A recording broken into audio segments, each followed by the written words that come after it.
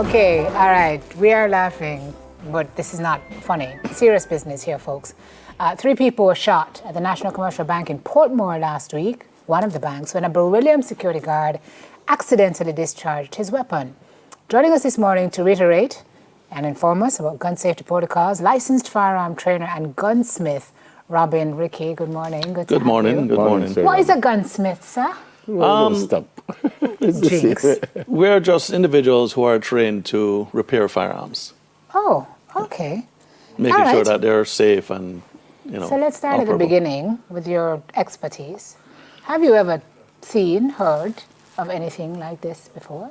We have, from time to time, and this is something that has happened globally. I can't say what happened at the point in time.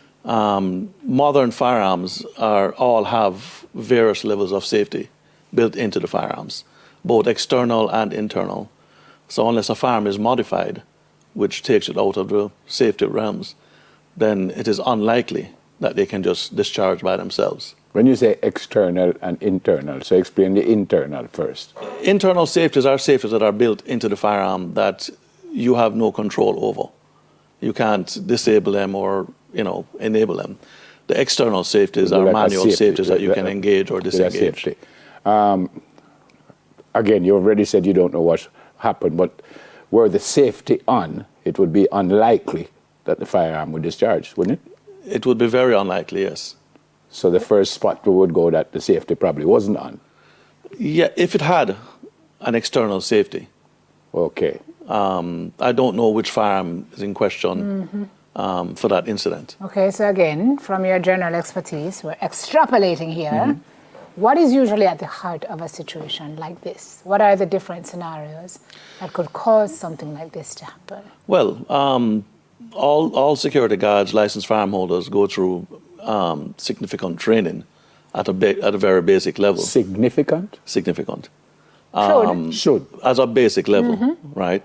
One never really knows what they will do in a given situation, no matter how well trained you are. However, I will say that the more training that you have and the more ongoing training, then things become more instinctive, and your muscle memory and everything. However, as I said, one never knows how they can react in a given situation. I don't know what happened at that location or whatever. Security guards in recent times have been under attack, as we all know, and I can only imagine the pressure that they're under. It just simply takes a loss of focus for In you an to make a mistake in an instant. Yeah. We don't know if something triggered that or if it was just a loss of focus. We don't know. Yeah. I know the FLA, they have rules that, if you want a licensed firearm, you have to do this and you have to do that. You mentioned significant training. Yes. How many hours or how many days is significant as opposed to? Currently, the minimum is a total of 16 hours, which includes theory. 16 practical. hours overall? Minimum. Okay. For basic training, which includes the theoretical aspect of it.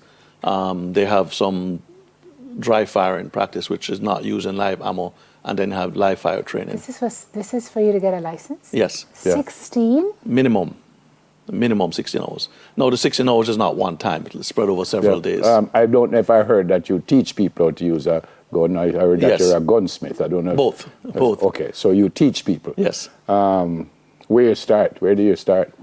We always start discussing the safety aspects of firearms, the safe handling and use of firearms. That's the basis of where we start with every student. 16 is minimum. Minimum. Is there a maximum number of hours, or No. you don't cap it? No. 16 Training sounds can like be. a little bit to me.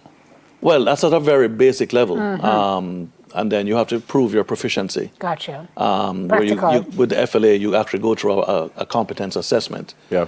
Where you're assessed based on your ability to handle the firearm, your ability to fire the gun accurately within specific times. Okay. So it's not just somebody at a trainer saying, yeah. We have some headlines. You don't have a whole lot of time, so I'll read them, Simon, and you could explain. So the first one says, always keep firearm pointed in a safe direction. Yes. So we generally tend to pay attention to where the muzzle, the front of the firearm is pointing. And we have to be aware of what is beyond. So you will see on TV and in the movies when people are traversing or moving with firearms, they pay keen attention to where the muzzle of the firearm is pointing. So safety rules, the two that we really focus on is keeping your finger off that trigger until you're I don't want to reach there yet. Oh, okay. The second one, Sim?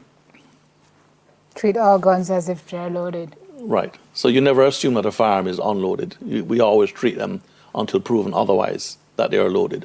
Because you can lose focus in a fraction of a second and then you have an accident. Yeah, but now you, the firearm holder, are supposed to load it or unload it. So you are supposed to know whether it's loaded or not. Once you're in possession of it at all times. All right.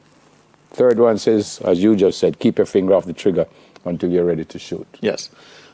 Which is the most significant one outside of being aware of where the muzzle is pointing. If your finger is not on the trigger, then you cannot, unless the gun was somehow modified and safety is disabled. Unless you squeeze that trigger, that gun should not be discharged. And you got to be ready to squeeze that trigger. You got to know but that's how you're trained. So you normally see on TV and in movies where people are moving firearms, you'll see their finger clearly off and outside of the trigger. You mentioned something earlier that I want to go back to. You mentioned the security guards, the amount of pressure that they're under, especially this sticking them up at the ABMs. So I will see them now at the ABM and the rifle, and he has his finger near, not on. Well, I've seen that, and he has his finger. Well, I mean, because of what's going on, I guess he's at the ready. But you're suggesting that maybe that shouldn't be? Well, no. Having your finger on the trigger and outside of the trigger guard is two different things. Because the transition between the trigger guard. Yeah, so that's the guard that covers the trigger.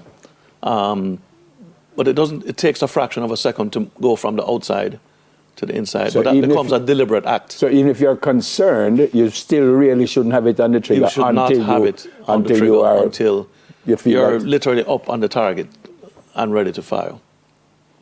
This discussion is very scary. I'm so scared of guns. It's very, you know what I mean? But it's a point that you made that's important, that they are really under pressure because every day almost now we're hearing that, you know, they're shooting at them and stuff. So it's a tough job.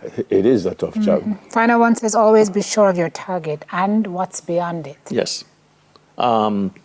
You have to be aware, as it says, what your target is, and you have to be cognizant of what is around it or behind it.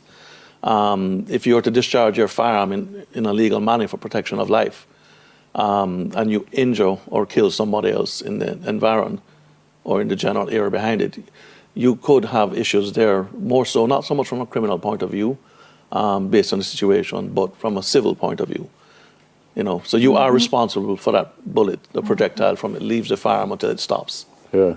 Sometimes I'm passing the security people with the big dogs, and I go about 10 miles from them. If we see people with these guns, should we do the same thing? Like the thing about it is that in any given environment, you may be aware or become aware of changes in your environment with people with firearms coming in who are so authorized to do so. Obviously, the thing, most people these days will say, boy, you know, let me move away or whatever. But you may not be aware that they're even there. You might have your back turned or whatever. So there's really not much, you know, it's going to come back down to the people who are carrying those firearms in the public space. Yeah. You already said that if I'm aiming and I miss and hit someone behind, I'm responsible for that. Yes. I don't know if you're a lawman and you can answer this question, but what about that security guard that his gun went off accidentally? Can he be in trouble that his gun went off accidentally and he hurt some people? Depending on what the investigation finds, it's possible, yes.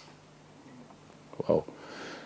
All right. Well, thank goodness with all of that, no one was killed in that, but 3 people got hit and had to go to the hospital, and we hope that they'll be fine. Thanks a lot for coming in, sir. Thank you. Yeah. Licensed firearm trainer, gunsmith, Robin Rickhi. All right. Star boy name, not you know? Yeah. Okay. News in 5, second edition comes up when we come from the break. Stay with us, please. Soon come.